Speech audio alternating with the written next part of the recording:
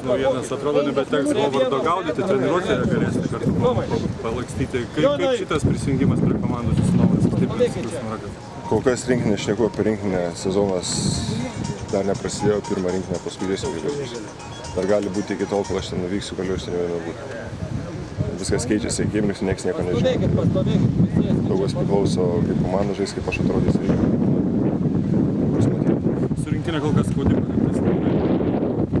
Kaip šiemet jaučiatės pasitikintis ar galbūt kažkokių garantijų? Skaičiuoju, aš kiek kartų čia neišmėtė, kiek kartus nevažiavau, esmė tame, kad atvažiavau dirbti, stengtis, bus taip svarbu, atiduoti visas jėgas, vis tiek visus rinkti nuo bendrės. Dėti kuo daugiau komandai ir tikėtis, kad pakliūsiu. Kalbam apie Motiejūno ir Valančiūno duetą. Kaip jums atrodo žaisti kartu su Jonu?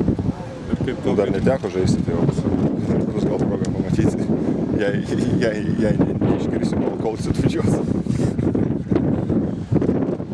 Kiek Donatai prieš rinktinės stovyklą pats individualiai treniravotės? 3 savaitės, panašiai. 3 savaitės kiekvieną dieną. Vis tiek turėjau biškį laisvą laiko po sezonas, Hjustono sportinę.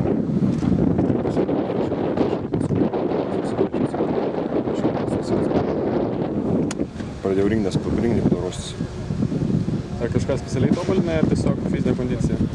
Buvo treneris atvažiavęs iš Hjustono, buvo specifiniai dalykai ir fiziškai, kada atsigauti į formą įeiti greičiau. Viskas?